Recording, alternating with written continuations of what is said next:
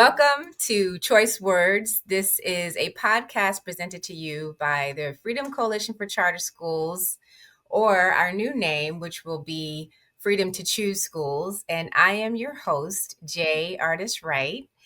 Today's episode is actually about unpacking the historical fight for education that specifically Black and Brown people have to endure over the years. Everything from the legal case of Brown versus Board to our landscape of school choice options. There have been a variety of conversations around education as a civil right. And so today I am joined by Reverend Janelle Wood and Dr. Harding. I want to thank you so much for joining us for today's discussion. I do want to ask you all to just give a brief intro about yourself. Well, first of all, thank you so much, Jay, for having me today. Who am I?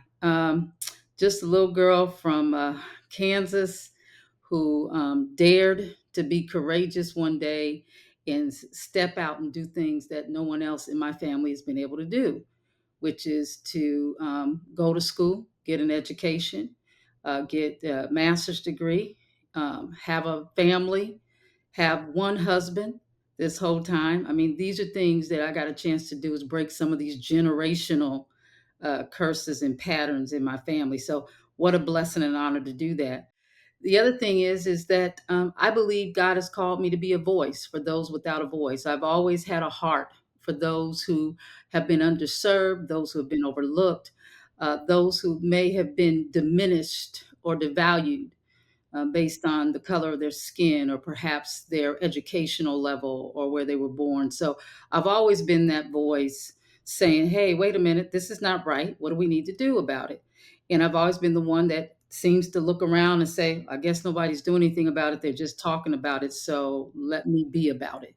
So I believe I'm a voice right now in this season for our Black children at these spaces and tables that God has blessed me to be at, to fight for them to get the good quality education they so desperately deserve and to create safe and supportive learning environments for them. So thank you for having me. Yes, thanks so much for sharing that. And Dr. Harding, tough act to follow, but I know I got faith in you. I got faith in you. Thank you for having me, and it is a great company that I find myself in this morning. I'm so glad to be with you all. My name is Heather Harding, and I have been working in K-12 education for 30 years. and I have done everything from classroom teaching to running a nonprofit to educational research to political advocacy most recently. I also am a mother of two now teenagers, and it's been such a journey. And I think that my calling is to always advocate for the pathway of a good quality education to get you to your dreams. It's been an amazing opportunity for me as a young person, but more importantly, you know, we have to have schools, public schools, for Black children to thrive. And that hasn't always been delivered. And so we have to be really focused on it. I also have a real passion and advocacy for any low-income child from a low-income background, because education is such an accelerant to their God-given talents. And so, yeah, I'm just happy to be here and to talk with you, Jay. You're such a leader, and you're an action-oriented, focused person. So it's Yes, I'll be about my business, girl. I'll be about my business. Mm-hmm. Mm-hmm. No, well, I do appreciate that, and thank you so much for the compliment. And again, I just feel like I'm in great company. Dr. Harding, so I don't know if I should call y'all Dr. Harding and Reverend Wood, but like we homegirls too. So I feel like I Just should talk, be like, just talk, just talk, just talk. all right. So just know that with all due respect, we're just gonna talk about who we are and how we show up, right? But I want people to know that we're dealing with some bona fide women on this call too. So, but with that in mind, so Heather, you mentioned something that just stuck out for me, and you talked about like the fact that it's education for everyone, and also those in low income, because a lot of times we get a lot of flack at my organization because we specifically talk about Black and Latino children. And so I just want to take a moment to clarify something as a leader in this space who is very passionate about education, first in my family to go to college, from a low income background, very similar struggles that other people have had. It is very important to know that marginalized communities, regardless of what race you are what we're fighting for. What we specifically focus on is Black and Latinos, and even more minute is Black students, because for whatever reason across this country, we still have not gotten it right. And when I look at the history of this, in order for Black families to get a quality education, there had to be legal action taken. And so we're 70 years now in from Brown versus Board, and still see a very uh, drastic chasm of the haves and the have nots when it comes to education. So much so that even students who have English as a second language now are seeing advances more than our Black children. So I want to make sure that when we have these conversations, it's very clear that all across the board, we need to make sure we have equity and quality education for everybody. Specifically, though, I want us to get it right for our Black students. One, because I'm a Black mother, but two, because it just doesn't make any sense at this point, right? So I want to have that conversation with you all. And the first thing, as mothers and you know, like I said, you guys first pioneers in your families as well. What is it? Like, how do you talk to your children about the historical fight for education as Black moms and as Black people? What are some of the things that you've said to your children or to your families? I'll share a story that I often have with my children. So I have three children. I have an older son who's 22 now, and then I have two young girls. For all three of them, the first walk to school when they were kindergartens was a walk to talk about Ruby Bridges. I made it a point to have that conversation with them as kindergartners as they were walking to school, because I always had that image of little Ruby Bridges going to school on her first day, and just the, you know, the military police having to be there and the backlash, and just feeling to myself like, man, she had to overcome that amongst all the other things. Like, I need y'all to know as students that this is not given to you, and a lot of people fought for this for you. So, and I wish more of our Black children specifically felt that sense of ownership, because I think if we started shifting that narrative, it would also help our students and our families understand, wait a minute, we got to get this right. So that's the historical context that I've shared, but just curious if you guys have had those conversations with your children, or even some of you guys are both educators, even some of your students, maybe. I mean, it's interesting. I think in the parenting mode, I have leaned most heavily on um, children's books, and a strong assertion that their agency is most important, and that schools and teachers should be responsive to their dreams. So I don't think, aside from, using children's books, talking about times in the calendar when we're celebrating history, etc., for my own kids that I'm raising, I think I focused more on that. But there's a connection there, because one of the things that I always said to my kids is, of course, you deserve all the attention, and your own agency, what you want to do, has to come first. And the education is supposed to get you there. You're not supposed to be in a factory model and do just what is being done because somebody told you that. But you know your heart and your passion, and the job of schools and the job of teachers is to help you realize that, right? Um, and that's a very different orientation than I was raised with, which was more a little bit more fear based, and a little bit more like take what you get. And to me, that was my Black liberation moment as a mom. But as a teacher, I taught in rural Eastern North Carolina, and I was, right out of college. So I was young, and one of the things I remember talking to my students is about, they just had very little. I taught middle school. They had very little understanding of the policy wins and the civil rights wins that fell in education. And so when I taught seventh grade, I actually started to integrate a bunch of um, stories and literature that told the story. I mean, your Ruby Bridges story is something that I would have taught in my language arts class to seventh graders. So I think, like, part of it for me is really helping students instill a sense of confidence and pride in who they are, just how they show up. And then the school system being responsive to that is how I approached it. And one of the things, and I agree with both of you ladies, my son is grown. I had to do it. I got to do it once, but he might as well have been three children because we were busy. I was always up at the school dealing because my son's very curious. He was very vocal. And one of the things that we always taught him is that it was his responsibility to go get his education. We're sending you here to go get what these people have. Your teacher has something that you need and that you need in order to thrive and to be who you've been called to be. So I need you to go there today and go get it. And I said, and all this extra stuff you're doing, because he, wanted to talk and play and turn flips in class and do all the extra stuff. I said, mm. And I would be the mother As that would boys show do. up, right. I'd be there showing Right. up, talking about what are you doing?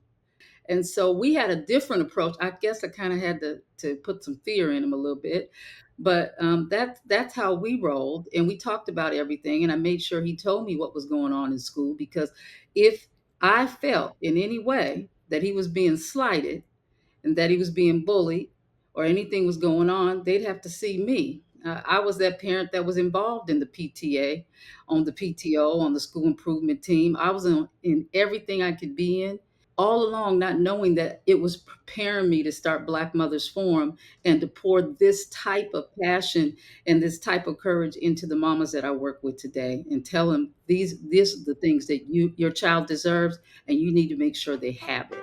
I've heard a lot, and probably most recently, that school choice as we know it today is our new civil rights movement. Just curious to know if you agree with that statement, or if there's a level of complexity that needs to be added to that. Um, or is it a matter of people have just kind of hijacked that the way folks do? And we really are looking at this from, that's kind of an offensive statement. So just what do y'all think about that? What's your opinion about that? I know when I hear the word school choice, oftentimes because I am a proponent of parents having a choice of where their child goes to school. Whether that be open enrollment, utilizing other public schools, whether that be a charter school, a private school, homeschool. Now we have the micro schools. I'm a proponent for wherever it's best for that child to get the education that they need. Every one of our options, we have the most options I've seen in the history of our country. And we as Black people have always exercised choice.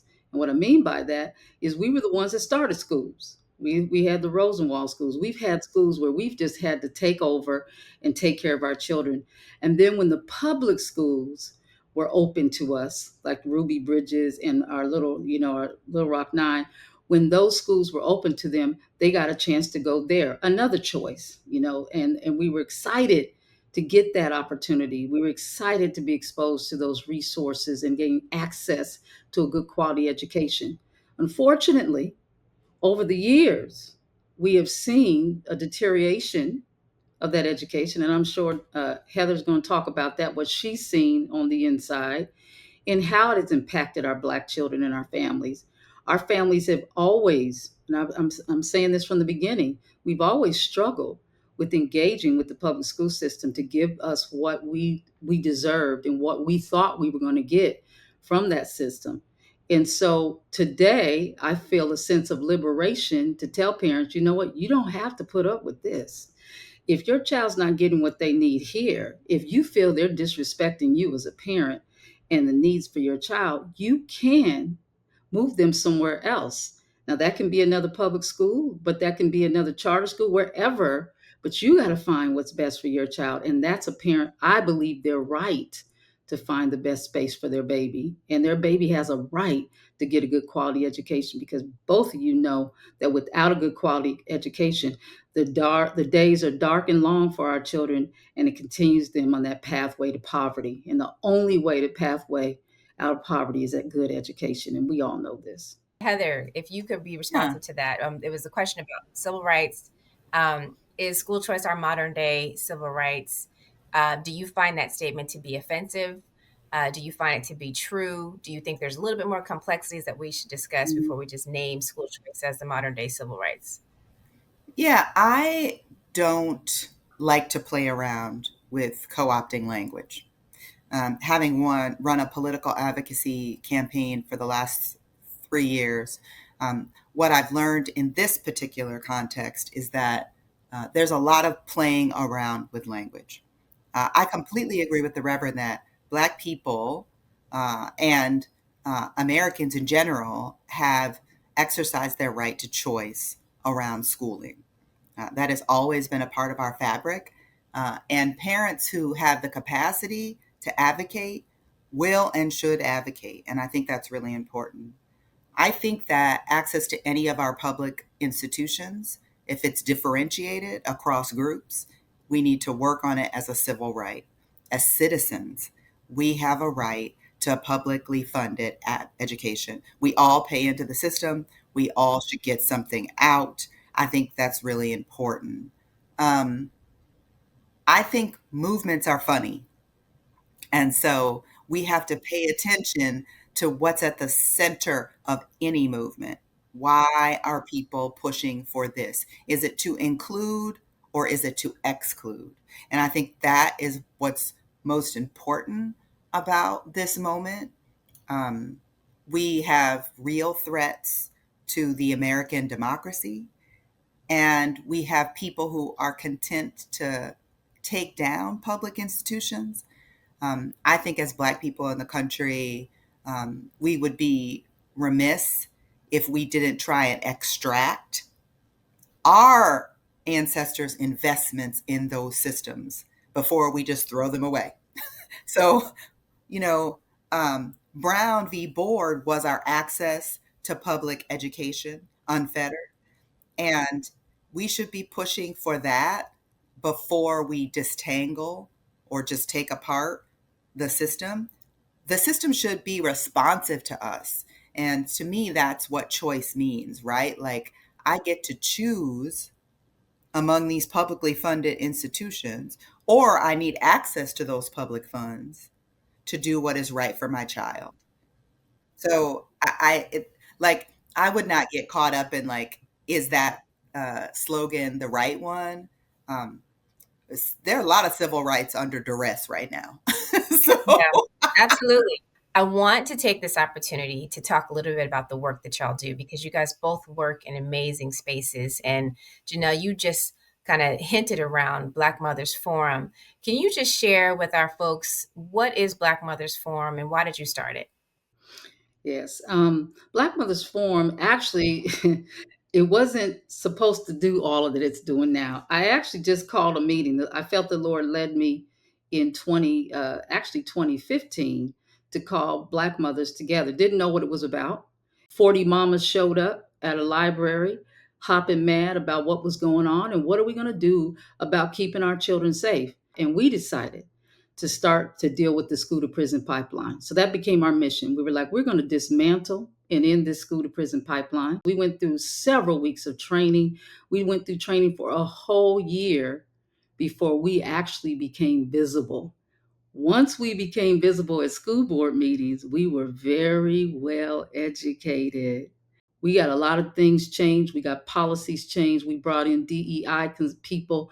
We were able to get DEI directors hired.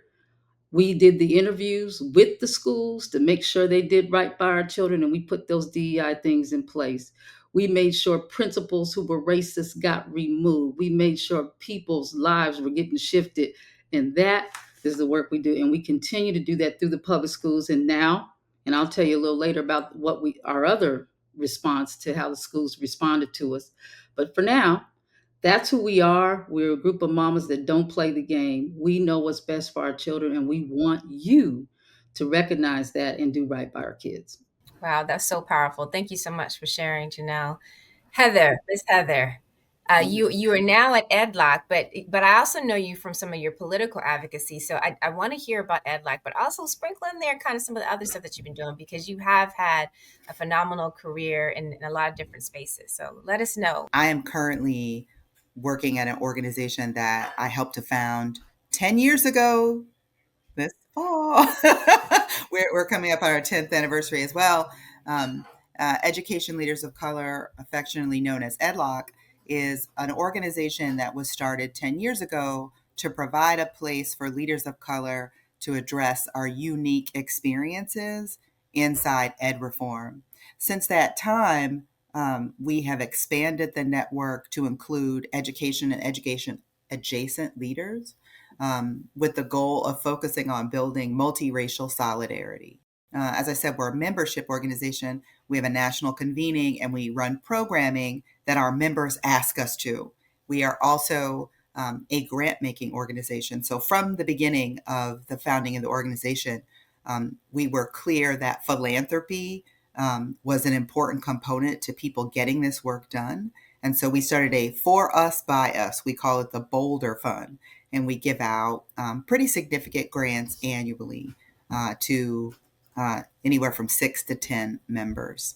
I came back to EdLock because I've been running a political issue campaign. Didn't know what that was before I started, but a few years ago, we started to notice all these laws that were being passed that were banning the teaching of Black history.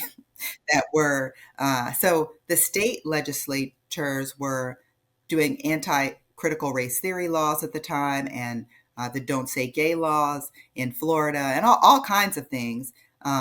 We started this campaign to take back the words, something I referenced earlier, that were being co-opted, and to really fight and push back against book bans and really attacks on teachers, everyday teachers who were just teaching a history that had long been accepted.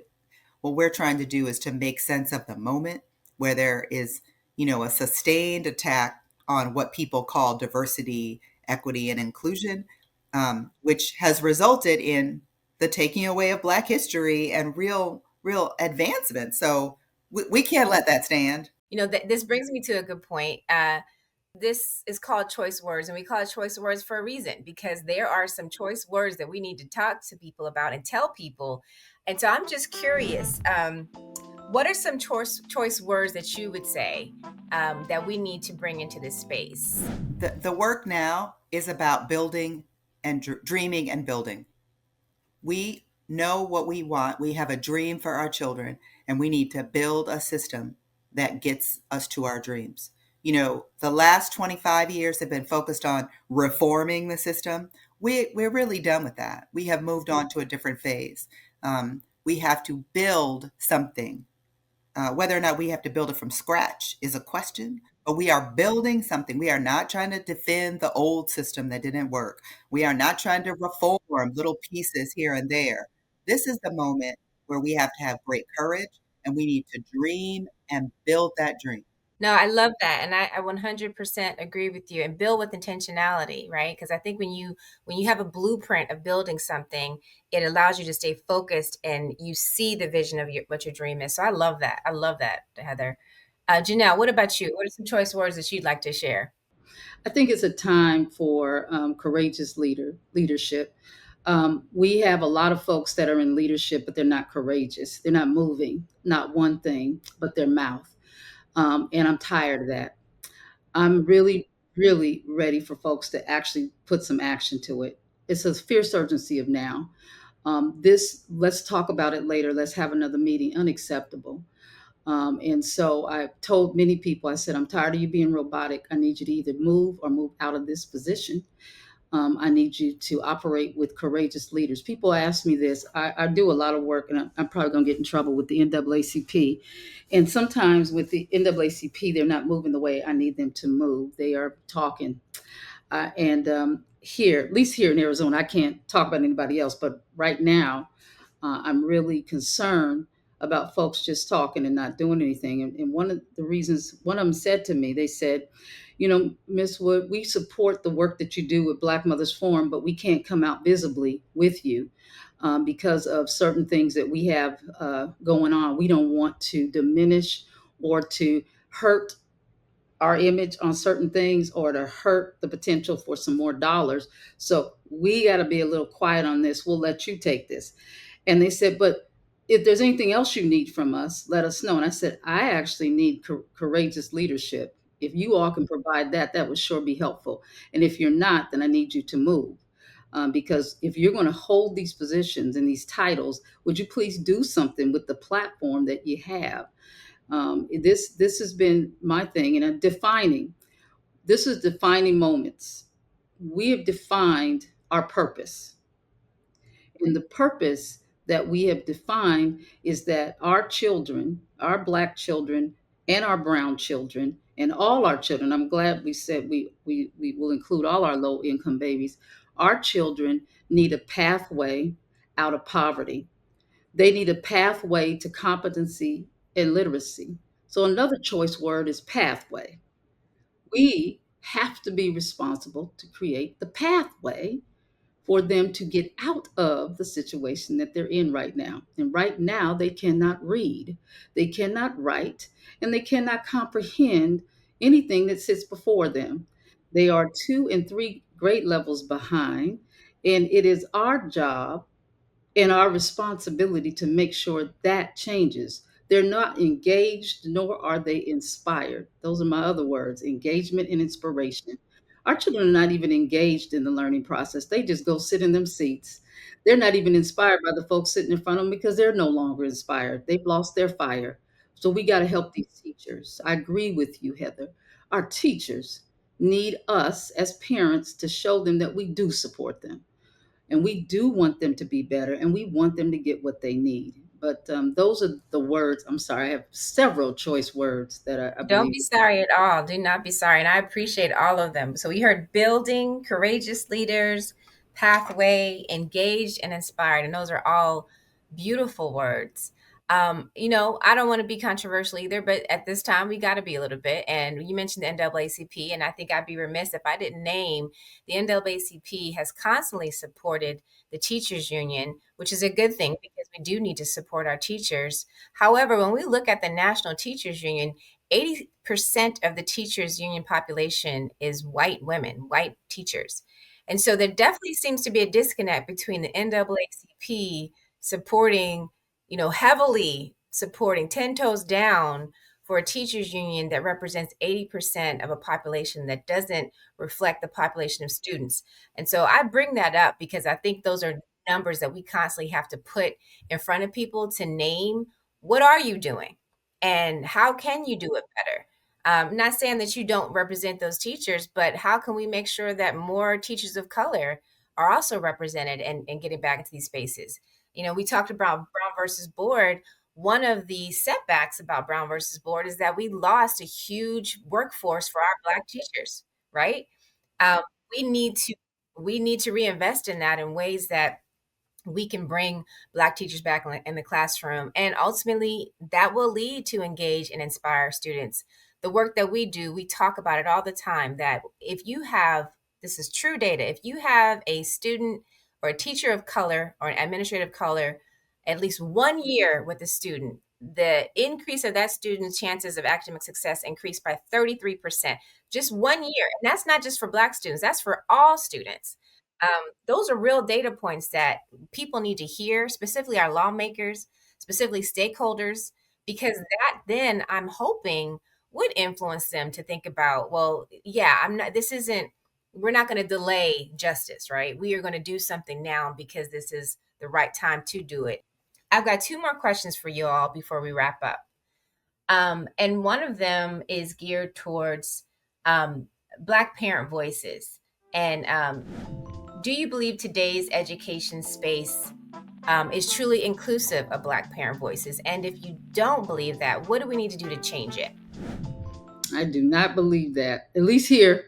I can't speak for the rest of the nation, but I can speak for here, Arizona.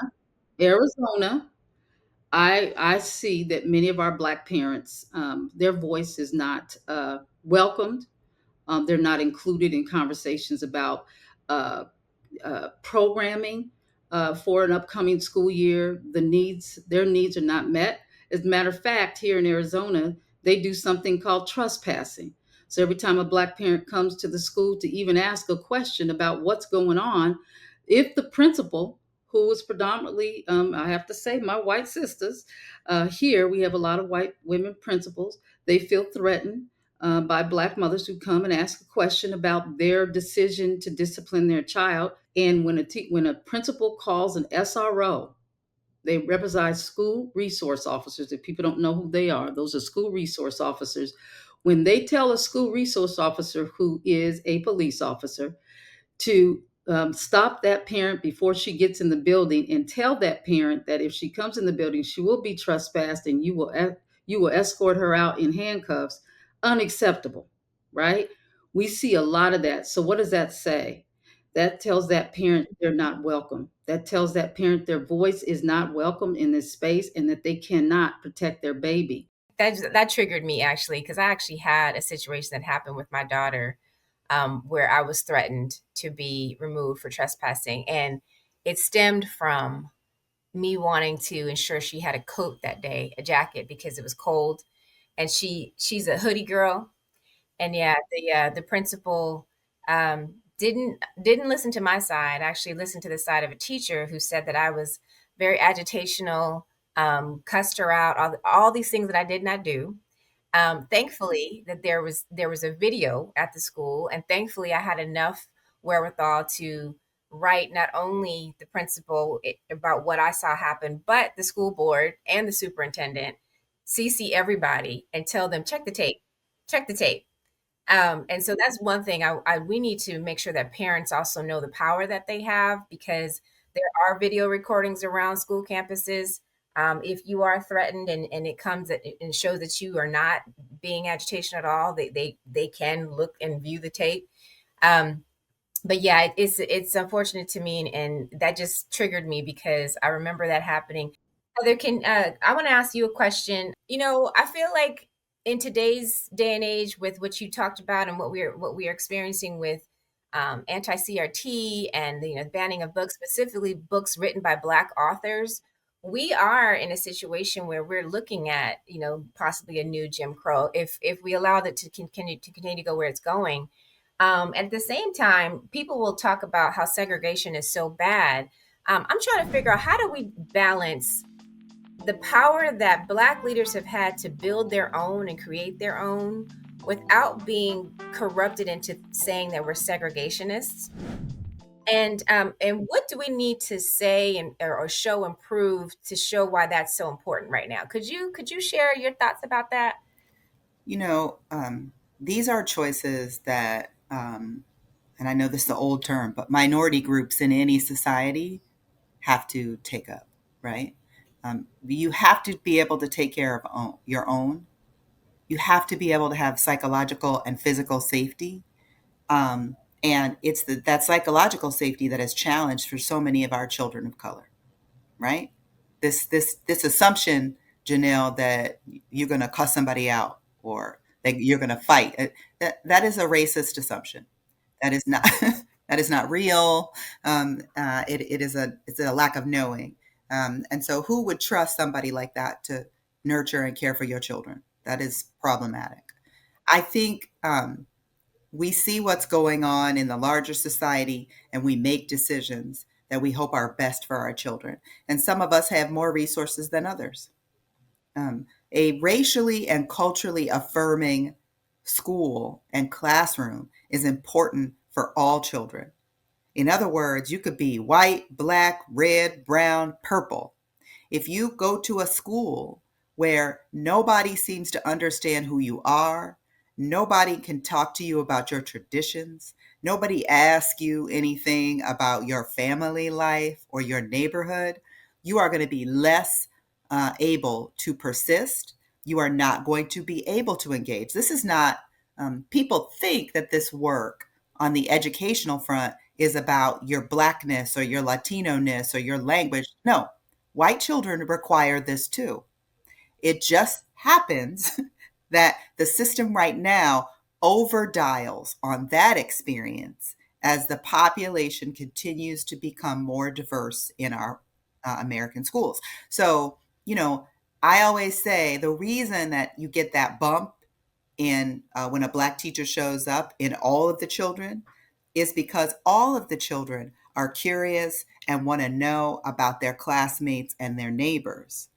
And if a Black educator is showing up in a white segregated space, that actually enriches that space and vice versa. So, I think the call for segregation or being called out on creating more racially segregated spaces, we have to be careful about it because our history tells us that those spaces were born out of people taking away resources. So it's a trick. It triggers us to really pay attention. But just the existence of a segregated space does not mean a negative. We have to dig deeper. We have to dig deeper. And that's what we did, Jay and Heather. When we started these micro schools, the micro schools were born out of COVID, but they were also born out of a sense of frustration with the public school system not hearing us. And so they couldn't understand when we kept saying we need you to create a safe and supportive learning environment for our Black children. They didn't understand what that looked like. They hadn't seen it. And so we said, well, why don't we show you better than we can tell you? And perhaps that once you've seen this and you've experienced it and you felt it, then you can actually recreate this whole thing in the public school space. So we started those. They're working. When we watched in 4 months, we started January to June. In 4 months, we saw a sixth grader come up to third grade reading who was in kindergarten. That was in 4 months. That was amazing. So why was that such a big jump? Because like you just said, they were nurtured, they were cared for, and someone understood them. My fifth grader was reading at a ninth grade level within 4 months. How did a fifth grader jump that high? Because she had it in her. She just wasn't able to focus when in her other school because her teacher, white teacher, was so preoccupied with her French braids that made noise. Her French braids made noise. And because her French braids made noise, she had to be on high alert to not move her head during the school day so that she would not get in trouble and be sent to the office for making noise with her braids. Really? And so that's what some of our children are dealing with. And when the micro schools came on the scene just for COVID, we're now still doing them because parents who started with us said, oh no, my child has turned a whole corner. My child's excited to be at school. My child's no longer throwing up in the morning. My child's no longer holding onto the pillow. They're up, they're at them, they're dressed, they've got their breakfast, and they're ready to come learn today, Miss Wood. Please don't stop these. And so they continue on and they grow. And yes, we had to deal with it in a space where it's just Black children. We're now open for all children, but we had to get the space created for Black children because we know when Black children are safe, all children are safe. When Black children are learning, every child can learn. And now we figured it out. That is so powerful and beautiful, and thank you so much for sharing it. That hurts my heart and also uplifts my heart at the same time. Janelle, I want to invite you back to talk about micro schools. We do have a session specifically where we really dive into what a micro school is because a lot of people don't know about micro schools. It is something that has just kind of really been taken off post COVID. As a matter of fact, specifically taken off within Black communities for all the things you just named. Just that sense, Maslow's hierarchy needs starts with love, right? Which is at the very bottom. And then when you get it there, then the rest of the levels lead up to self actualization and actually a feeling of leadership. And you have pretty much been able to make that happen with your micro schools and with your work.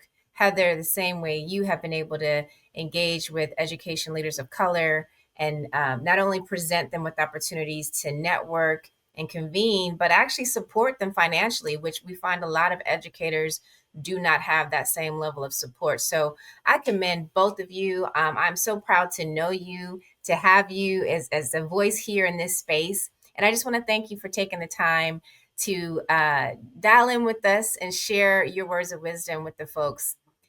This is going to wrap up our session on choice words around civil rights and education. We talked about a lot, and I welcome the both of you to come back anytime to share more of the great things that you do. Again, thank you so much. I appreciate you, and we thank everybody for tuning in.